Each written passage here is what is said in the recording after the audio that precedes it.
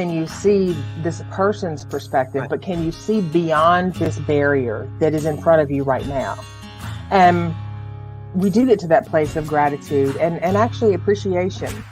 Now, it takes us refusing to stay in a victim mindset in order to do that. That's our Teri, refusing to stay in a victim mindset. Hey, girly. Teri, are you there? Are you here? Hello. Well, you look good.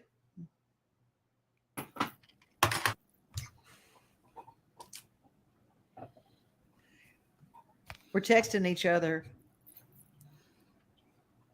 Can you not hear me?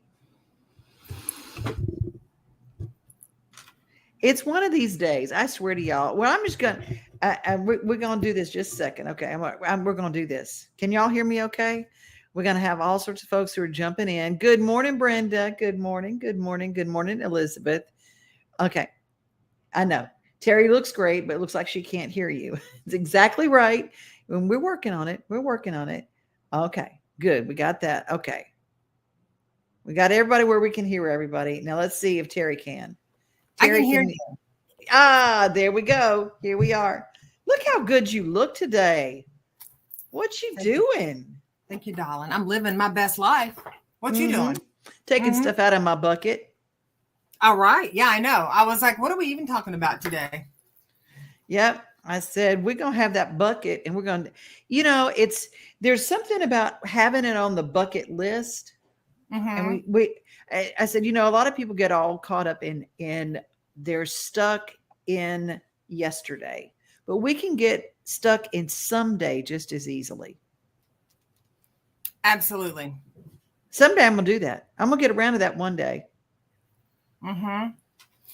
But that's that stuff that needs to, like you said, I guess if you've got a list, if you've got a bucket list or a to-do list, it needs to come off that list if you're not going to do it today. How do we become more of a person of action? By taking action. Okay. Okay. Well, that just seems like easy. Well, I mean, give me an example. Like what's the example? Well, to go from procrastinator to activator, because I'm bad about not getting things on the list and getting them done. I've got a to-do list, but then my do list doesn't always happen. And my done list is really short. Okay. Your done list is short, but your to-do list is long. Yeah. It's hard for me to move past that into being moving into the action of it for some reason. So a question there would be, how much actual stuff do you have on the to-do list that needs to get done right now and today? Like today. Yeah. A few. Like, how many, are they realistic though? For me, yeah. They're pretty realistic. And sometimes I think that the reason that I procrastinate is because the things I procrastinate on are things I really don't want to do. So that's what I'm trying to refine my list. And if I don't want to do those things, I'm learning when to take those off. So are they things that have to be done? There's a difference in things that you don't want to do and you leave it on your list because you got to do it. Yeah. And things that you really don't want to do and you would rather not do it, and you will it'll be on the list for 5 years and you still won't do it. So doctor's appointments, let's create the space to do them and do them. Cleaning out the gutters, don't want to do it, don't put it on the list for 6 months. Hire someone to do it. Right. Good point. Elizabeth says, Lordy, I'm good at filling up the bucket list and not checking anything off. Angie, hey, Angie, I haven't seen she's my sister down in Louisiana. And we do have things that we just don't get to. I'm absolutely great at taking the items off the list when they involve something to do for others. When they're just for me, they typically stay on the list. Okay. So then that would be assessing why you're not a priority.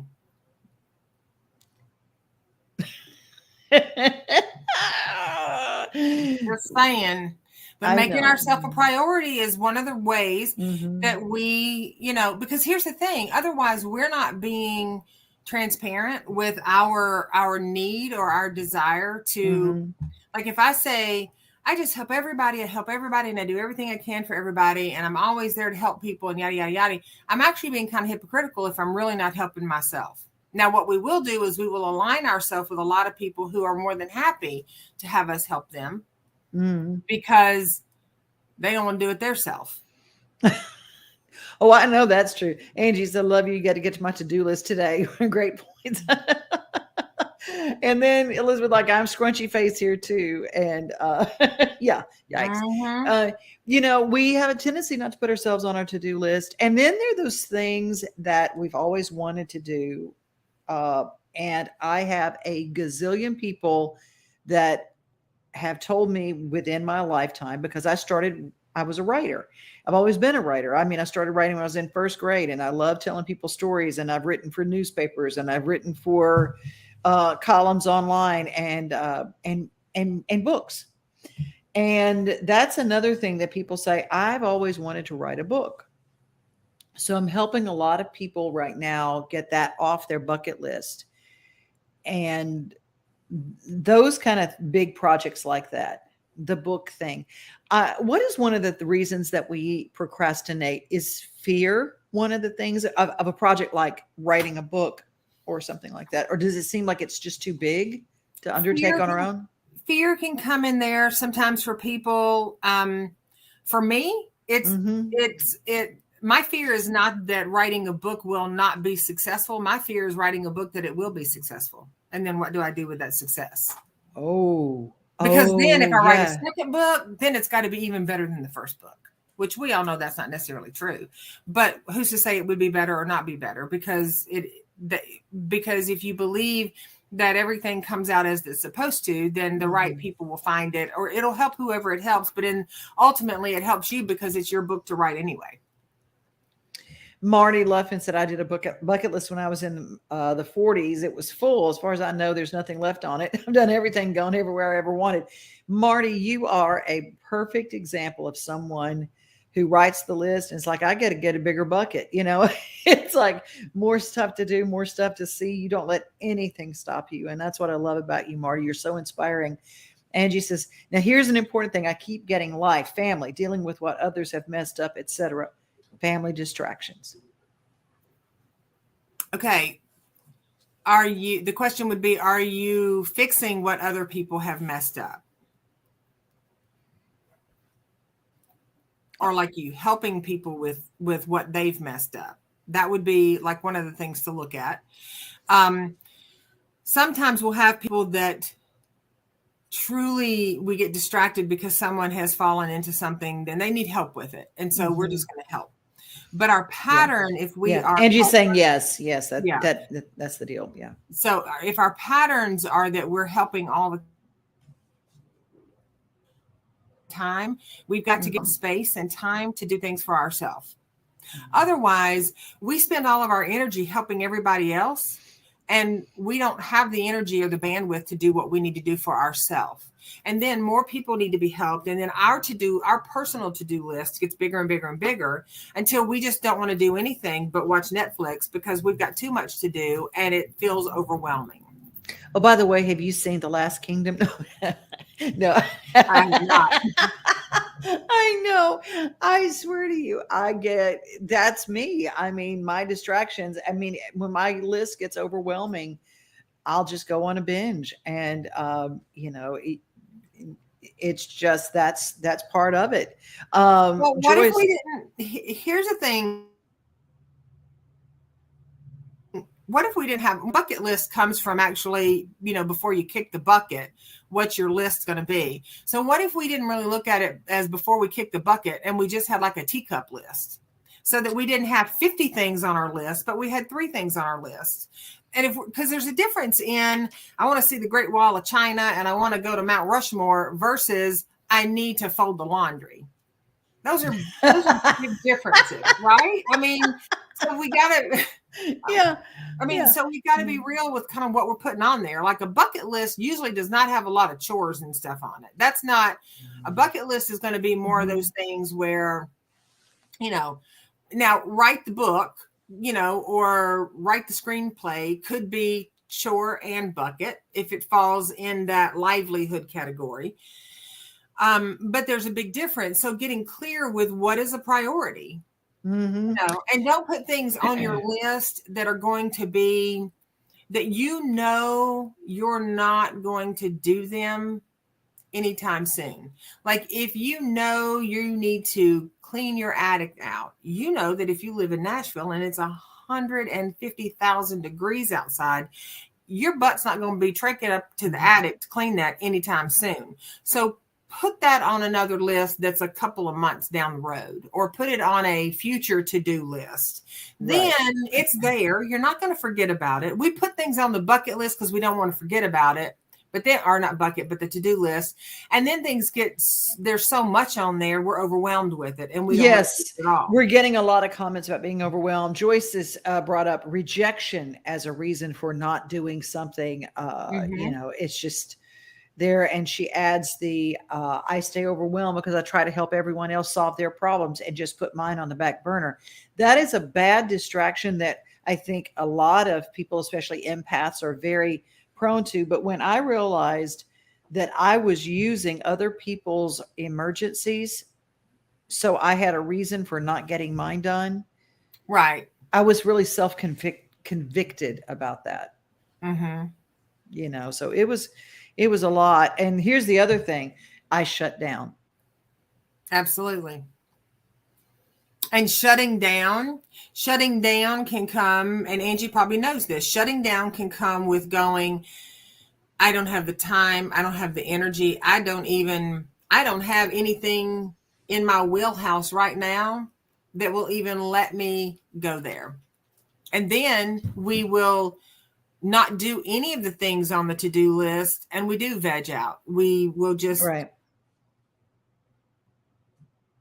zone out. We will stuff. If you're distracting yourself with Netflix, or if you're distracting yourself going over to cut your neighbor's yard when you need to fold your laundry at home, it still serves as a distraction, and we just go blank on it. Elizabeth, I love this. Like I recently binge watched Virgin River rather than crossing things off the list. Choices. I don't always make the one I should make. We'll give yourself some, a little grace on that, because I did too binge watch Virgin River this weekend, maybe. And maybe, and I like Corinne. I can't carry a bucket anymore, but I can do a teacup. There you go. And that's the thing, is knowing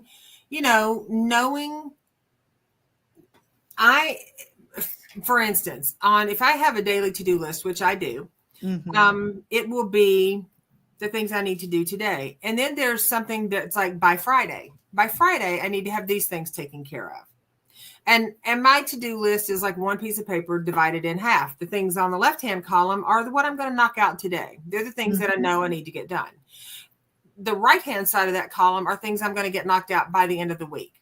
So if I get my things done on the left-hand side column, I get to a la carte the right side. Like, you know what? I think, I do want to take care of that right now. And so I'll move that over, and I'll, but never overwhelming yourself where I had a client that I worked with one time that had a to-do list, but their to-do list, when they came into my office, their to-do list was in a journal. The journal was probably a 5x7. Their to-do list that they wrote it every day, was the front and the back of one entire page. Like 50 things, like 25 on the front, 25 on the back. That wasn't that exact number, but, and every night before they went to bed, they wrote the to-do list out. And then if they got up in the morning and were having their coffee and they thought of something else they wanted to do, they squeeze that in there too. And after a couple of sessions and recognizing that to-do list, because what they would do is they would turn the page and then write them all again. So I went back and with permission looked at the book and recognized that there was like maybe 15 things in 3 weeks marked off. And so I asked them if they were open to just scrapping it. And so they agreed to just tear those pages out, throw them away. Talk about panic ensuing, because I know what that's like, right? But here's the thing. I said, now write the top 10 things that you need to get done today. And they could only come up with about 5. Okay. Change the way you make your list. Or now Joe, I love, he says, Joe Rucker, to me, I threw out list a long time ago. It's good to have goals, but to me, it creates more pressure and anxiety to make it happen. I'd rather live in peace and hit one thing on my mental wish list once in a while. Oh, that's really nice. Mental wish list. That's really good. Yeah. And it can be challenging when you're raising kids and you've got schedules and you've got all kinds of things going on. But here's also, there's a fine line there between making your kids become chronic to-doers or enabling your kids so that you do everything for them. So you got to find a healthy balance there so that they know the importance of accountability and autonomy in what they need to get done, but also not making them a slave to the to-do lists, because they can be really fun or they can not be fun at all. And I find that when I work with people that write to-do lists on the back of envelopes and things like that, they're more begrudging to get them done. If you write them in a journal or in something that is, a pretty piece of paper or whatever, or a fun piece of paper, you're more apt to work on them because it's more eye-pleasing, even though it can be overwhelming. Can we talk about illness with a family member? The caregiver syndrome is really tough. And we've got I know there are a lot of people on this list today that are joining us that have had sick relatives, sick spouses, people who are ill, people they've had to take care of, an elderly parent. And it gets so busy that it consumes everything. And then there's that weird place when that person is gone, when they transition, cross the bridge, whatever you use, when they go to heaven, it leaves you really untethered if someone else has become your to-do list for everything in your life. So, and for some people, I work with people who really their network is not very big. I work with other people who have families at churches, kinds of things that, all the kinds of people they can call on. So if you don't have a large circle of friends or a large group of people you can call on, find someone that can hold space for you, because whether you have your Superman or your Wonder Woman cape on and you're walking around taking care, and if it has pockets on the back and people are putting all their little needs in those pockets, at some point when those people aren't there anymore, even with parents who suffer from, I say suffer, but I mean, they experience empty nest syndromes when their kids go to college. Suddenly there's that day is not filled up. Just like if you have a loved one that transitions, the day, suddenly everything is gone. So it's the equivalent of standing there and just untying that weighted cape that you've worn for so long, and then it drops and you can feel empty. You can feel naked. You can feel untethered is a way that it's just untethered, like the thing. It's like you can feel rudderless. Balloon that flies around the room when you let go of it. It's not, the end's not tied anymore. Yeah. Susan says, what a great time for me to hear this, especially shutting down. Got to make different decisions to take care of me first. As my mom used to say, take care of yourself first. Otherwise, you can't take care of or help others. Definitely. And also, and I go back to this a lot, and I know it's a touchy thing to talk about with people sometimes, but knowing who you're taking care of. Now, I get it. We got, we can have parents, or we can have siblings, or we can have people in our life that need us. They need our help. And there's sometimes there's an obligation to help. Sometimes you just do it because you want to do it.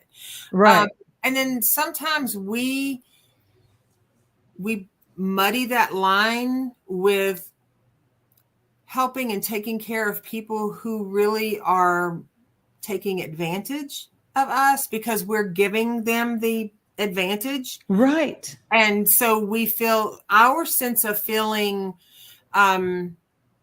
important, useful, all of those things are filled with an instant dopamine rush and instant gratification, even if we are begrudgingly doing those things because we don't have the energy, because we're tired, because we're whatever we are.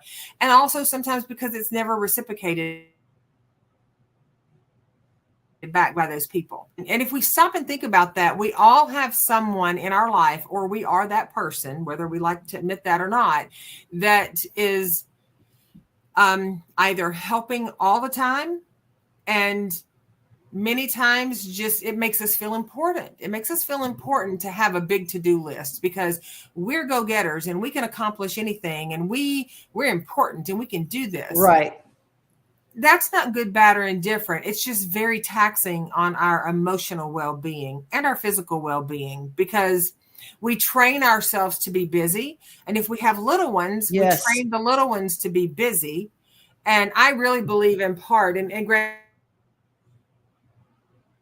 I don't diagnose or prescribe. We have a generation of young adults right now and adolescents right now that it drives them crazy to be bored, to have nothing to do, because we conditioned people.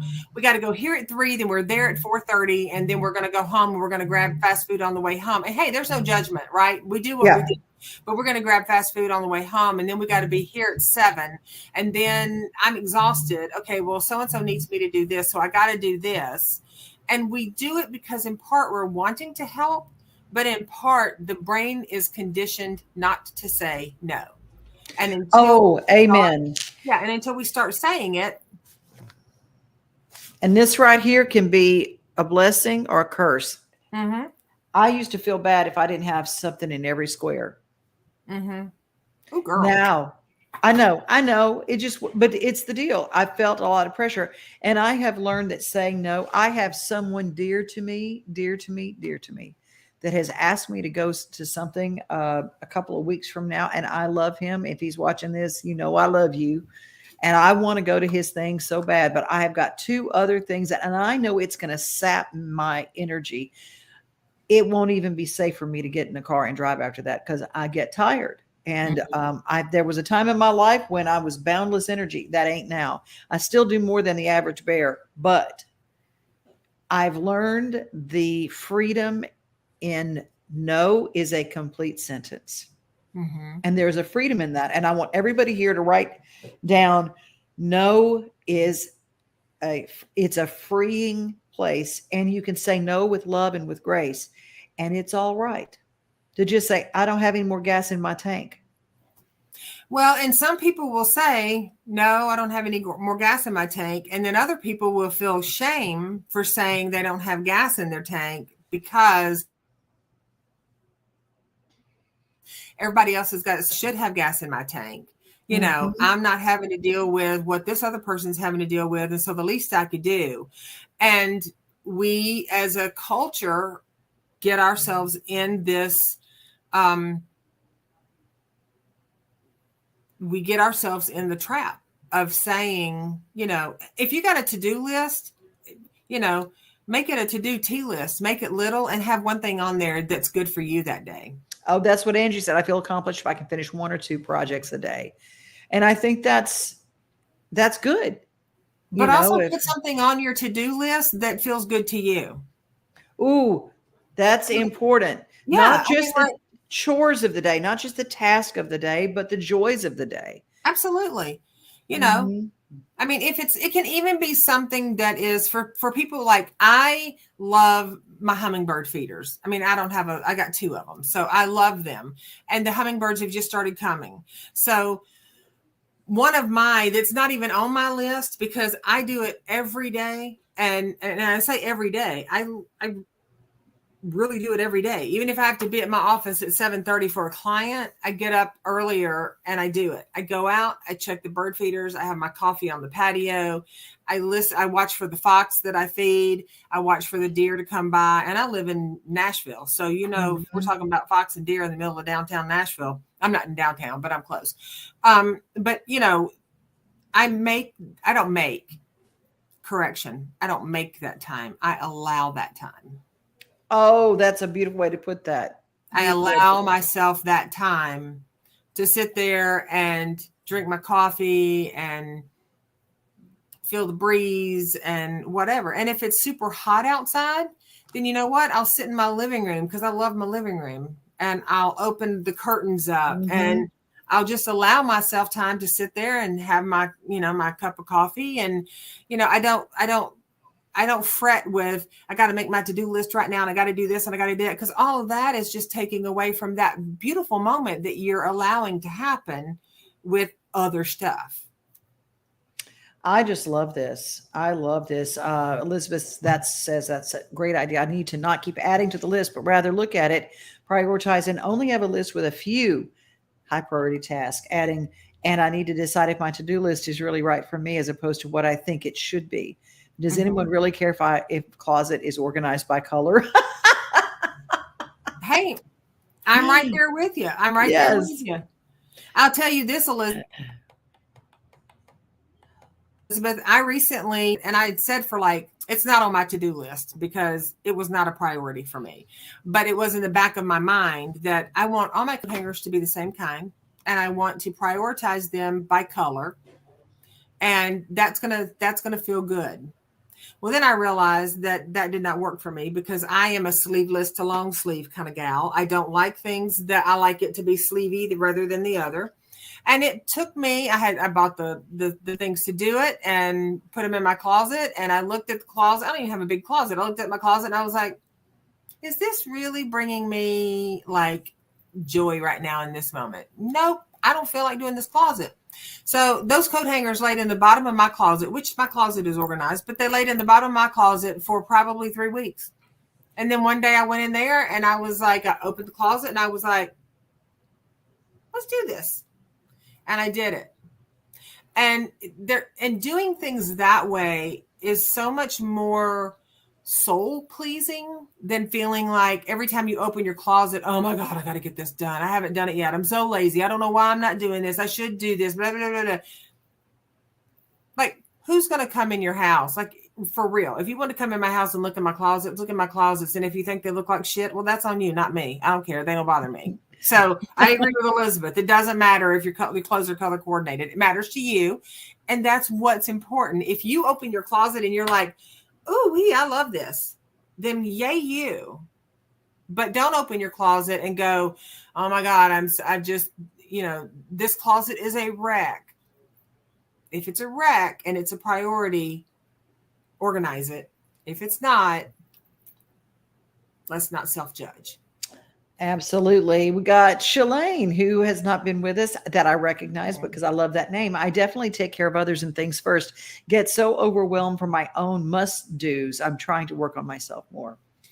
Mm-hmm. Good for you. And we have to be careful when we get overwhelmed with our must-dos, because our must-dos fall in line with our should-dos, and they fall in line with our, well, if you're not doing this, you're not doing enough list. And then what happens is we get, as Shalane just said, we get depleted and defeated. Mm-hmm. How about that? I just threw 2 words into one. We get completely taxed by it. And then we feel bad. No, we don't feel bad. We judge ourselves for not getting things done. Right. So learning to step back. I mean, I have a client that said to me one day, I'm exhausted by the time I work a full day. I get home, I have to cook dinner, I have to yada, yada, yada. And I was like, what are your kids doing during the summer? They're in middle school, you know, and going into high school, or junior high and high school. And I said, what are the kids doing during the summer? Well, they're staying home and they're doing this and they're doing that. I said, have you ever asked them to set the table and to start prepping some of the stuff for dinner? And she was like, no, because that's my job. And I said, whoa. Wait, what? I was like, is it your job to eat all the food? Well, no. I mean, they eat dinner. Well, then they can help. And once she implemented that, the kids are like, oh my God, this is great, because it gives them a purpose to help out, and they feel a sense of accomplishment, and they feel a sense of being included in what's happening. Amen. Asking for help is huge. And I think whether it's your kids, whether it's friends, whether it's people, to be able to say, hey, I need help.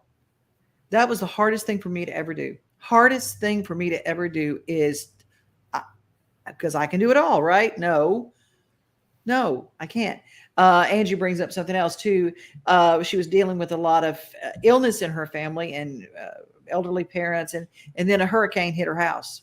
Oh, destroyed it. I mean, she just like, it's been a year or two or five for Angie. And so those are things, those act of God things that come along. I mean, I bought my place for my barn and lightning struck the barn and it burned down. And within 2 weeks of me buying the place, and it was just like, and I remember when you called me and told me that, I was in shock. I was just like, I know, I couldn't even wrap around it. And it's still not back where it's supposed to be, but you know, we do what we do. And I learned that it didn't have to be perfect. The outside of the barn is built and the horses can get under there. The blind cow can get under there. All God's children can get under they can get out of the elements, which is why you have a barn.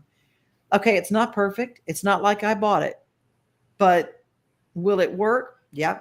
Well, question for you, Devon.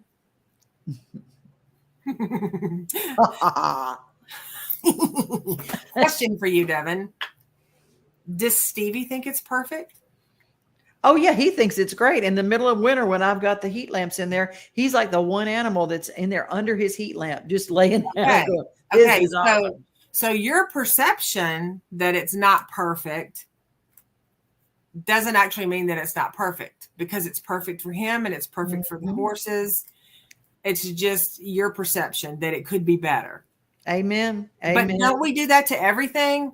Yeah. If we lose 50 pounds, but I could lose 60.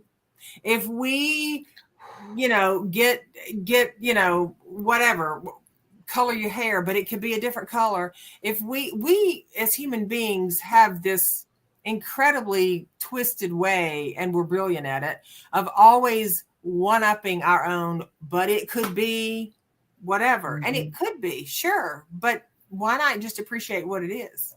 Oh, I know. I hear it all the time. Songwriters go, I just wish I could get a song cut. And then they go, yeah, but this person's not even releasing music anymore. Yeah, but it didn't go top 10. Well, gosh, I wish it'd gone to number 1. I mean, it's all this stuff. And we do that. We find those things instead of going, initially you wanted to get a song recorded by somebody. And you got that. Every time we get something, we go, okay. And it's all right to have goals to achieve, always look ahead and go, what can I do now? But as long as you don't belittle the accomplishments that you've achieved on the way there. Joyce is with us. And when I take care of my mother after stroke for 2 years, I just felt disconnected from life, but I do not regret it. My father's 83 now, and I have to check in on him, but not heavy duty care yet. Sure. And we can be checked in. We can be pulled away and checked out from life, and we don't have to regret that. There's no, some people are checked out of life and they just, they don't want to check back. Good without all the busyness. I'm good without all that. And that's fine. That's fine. Yeah. Angela, me, 7 years having my father-in-law in our home and just transitioning to adding hospice care. I am overwhelmed. I can barely take care of myself anymore. That's the other thing is I think a lot of us found this after the pandemic. Y'all putting on pants seemed like the chore of all chores to go out and be in public again after I stayed home. And I didn't mean I wasn't going without pants, but I'm wearing pajama pants every day. I mean, getting ready and the day to day, okay, I've got to be in front of people. Hair in a scrunchie. Someone saw my hair yesterday and they said, gosh, your hair's gotten really long. It's because most of the time it's up in a scrunchie on top of my head and I don't do anything with it. And it just occurred to me, I go, we forget how to take care of ourselves. We forget because we get so focused on everybody else's needs, and we realize, ever see a picture of you when you were in a period of your life when you were the caregiver? And everybody gets their picture. Everybody looks great, except you look like a bedraggled wet rat or whatever. You're on the side of, and you didn't know at the time that was you, but you look back and you go, oh my God, was it that bad? Yeah, it can be that bad. Brenda says, as a caregiver, you feel empty and lost. Yeah, darn tootin' you do. But we can change that. Well, we can feel empty and lost and completely overwhelmed at the same time. There's this paradox that happens when we are caregivers or caretakers, where we can feel completely overwhelmed, filled to the brim, cannot do another thing, but feel completely empty and depleted at the same time.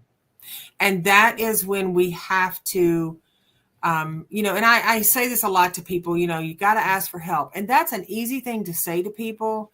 It's not so easy for some people to do it. And it's not because people are out there trying to be martyrs and trying to save the world. It's just because sometimes you're the only person that can actually do what has to be done. And that's not a fun place to be for anybody. That's right. So that's why I say, even if it is 5 minutes or 10 minutes a day, just for you. I've got a client that's a caregiver, and she says the best part of her day, not that she doesn't love the people that she's caring for her client, her parents, but what she does, she starts her day and she ends her day in her car with the radio off, just sitting in the car in the dead silence. And she just does some deep breathing. And it's not because she's frustrated, and it's not because she's overwhelmed, and it's not because she doesn't want to, she had a horrible day or she's dreading the day. She just gives herself 10 minutes a day. This is my time. This is my time. Yeah. Mine is at night. Comes through, put your phone on silence. You're just talking about 5 or 10 minutes. Now, if you're holding vigil for someone who's transitioning or passing away, you're not going to give yourself 5 or 10 minutes. You're going to hold that vigil, and then you're going to take care of yourself after that. But we're not talking about people actively, you're not sitting there with someone who's actively dying and going, oh, I need to go suck my feet for a few minutes. I'm not talking about that. I'm talking about creating a healthy habit for yourself during the day. I love it. The most guilt, Joe says, is having a sick or elderly loved one states away. We make promises to ourselves to travel there more, but life just doesn't allow it. Boy, the last 2 years have been a lot of that. We put the heavy guilt on ourselves because we can't do more. Mm-hmm. That happens a lot, but letting go of that is something we have learned to do, or we've learned we have to do that this year, because so many people said goodbye over an iPad, and it was hard and it was terrible. But I will say, when those people transition, they're all around you. They're no longer encased in that. And that's where we have to put it. We didn't get our goodbyes. So I think there are a lot of people suffering for the goodbyes that they didn't get to say. Well, and there's a lot of people who, a lot of times I hear people say, well, if your parents live in another state, just FaceTime them. And I'm like, okay, well, if your parents are 60, 70, well, maybe not 60. Well, maybe they are 60 and they still don't know technology too well, or they're not interested in technology.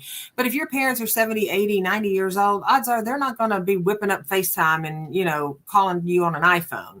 So calling on the phone and, talking. And is it the same? No, it's not. But is it something we can do? Yes, it is. You know, I have clients that I tell them their parents live out of state, and I tell them, they're like, I just want to call them and talk to them. And I'm like, write them a letter.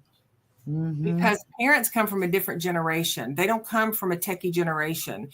I have had senior parents tell me when they have called me because their adult child has sent them a letter, they've asked permission to call me and thank me for them writing a letter, because they come from a generation where getting a card or getting a letter handwritten or, written out in a card means so much, because that's the generation they come from. Well, it's also a tangible thing that doesn't go away. You don't hang up the phone and it's in the ether. It is something that you refer back to. It's there, and if you're a parent and you get something from your child, you remember teaching your child how to write. You worked with you remember the first letters. You had the refrigerator art up. So imagine, go, wow, she still makes her B that way. She still makes her S's that way. Gosh, he still always misses when he crosses his T, So those are those little things. You don't realize what memories you bring up when you send a letter to someone. Shalane adds, I have an event this weekend. It's like 6 hours away. Really wanted to go. Having to tell myself it's okay not to attend. It's really bothering me. I know that I should not go, but struggling, feeling guilty. Just my feelings. Needed to take this off my list. Oh, Shalane, hearing you there. I had to cancel something I really wanted to do, but it's just not the time of year when I can do it. Right. And also looking at why your needs or why our needs to take ourselves off of a list are not important enough, or not as important as the need to please another person. Y'all, did you hear that? Say that one more time. Examining, reflecting, or contemplating on why our need to remove ourselves from a list is not as important as our need to please another person or persons. Most of the time it's, we don't want to let that person down, we don't want them to feel a certain way about us because we didn't show up. We don't want them to XYZ, whatever. But we have to look at that and go, okay, so, I had somebody tell me one time, I can't attend this wedding and I feel really bad about it, so bad about it. And I said, well, do you want to attend the wedding? And they were like, well, I mean, kind of, yeah, but kind of no, because, and they gave their reasons.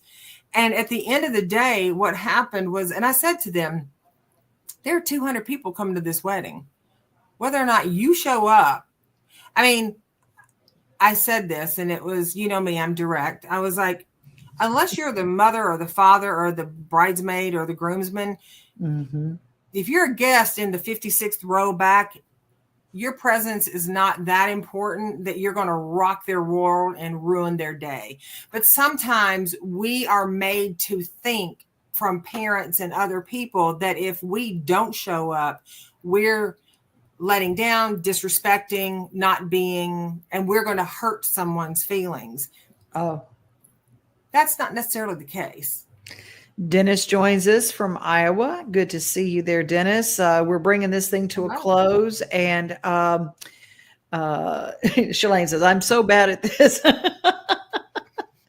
You're not bad at it. You're not bad at it. No. We're just trying to get through. Heck, I'm getting overwhelmed with all the tomatoes I got growing. Going to be canning soon. See, there you go. There's is when all else fails, make lemonade. Can the tomatoes. Oh, I love this. Someone once told me the word "but" negates everything you said just before. It does. I've lost a lot of weight, but I need to lose more. Well, you just then just slapped in the face all the work you've done because you haven't done enough. And Joy says, I'm a total people pleaser. I always have been. It makes me struggle the older I get. Helen says, agreed. Helen, good for have you here. Hey, Ken, there's Ken. We're glad to have you here. Glad you liked it. And we're closing things out. Thank you all. Susan says, great topic, valuable info. Walking away from my to-do list. Off to play ukulele. Yes. Woohoo! And play with those beagles, Susan. I know she's a beagle girl. Hey, y'all, we are here each and every week on Wednesdays, and your comments make the show. Thank you so much for being here. Make sure you go to Transcending Turbulence and subscribe. Teri Pugh, tell them how they can find out a little bit more about you.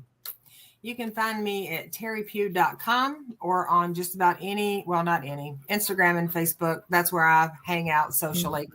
I will say this. When I hear people like Joyce, and Joyce, I'm calling you out on this, honey. I love you lots. But when people say that's just who I am, or that's who I've always been, that is who we might have always been. But if we're a people pleaser, we can't forget that we ourselves are people. So we have to turn some of that feeling good onto ourselves. We have to include ourselves in that. And we're taught to be those things. We're not born as babies to just be people pleasers or fixers or doers. This is great. Everybody is just giving the thank you so much. And y'all, I've started this show because I asked Teri to join me every week. I said she is the busiest person I know because she coaches full time. And I love you too, Angie. I wanted y'all to get what I was privy to because what Teri brought me through saved my life. And I ain't even joking. And if you need help, I want you to get it. And teripugh.com is how you make an appointment. It makes me tear up every time. It's because you walked me through the fire, girl, through the valley of the shadow, and you and Jesus. And it was just it. That was where I was. And so I want to tell you, if you need help, I cannot recommend her higher because you give this to so many people. And I wanted the world to know about you. Well, I appreciate you. And I love you. I do. I love you more than, what do you say? Lunch and jewelry. I don't wear a lot of jewelry, so, lunch. I love you more than lunch. There you go. I love you more than Chinese food, Devon. Okay. I love me some Chinese food. I know, you and me both. Hey, speaking of, that's the last thing. Put somebody you love on your to-do list. Put them on the calendar somewhere. And that's where I learned from Teri. You got to put yourself on the calendar and it will happen. But do something fun once a week, at least once a week, and do something for yourself once a day. So. Absolutely. Absolutely. All right. And I will just say in closing that, again, to piggyback on what Devon said, we appreciate each and every one of you and your comments and your sharing and your vulnerability to share, not just with us, but with the world. Because we all know if you put it on social media, it's out there forever. So whatever that means. And we appreciate you all. So until we see you next week, yes. Oh, Elizabeth loves you more than pizza and Netflix. Good deal. Good deal.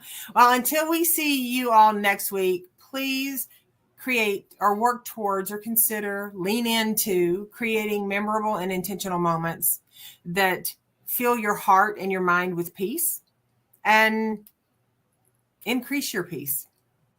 Amen.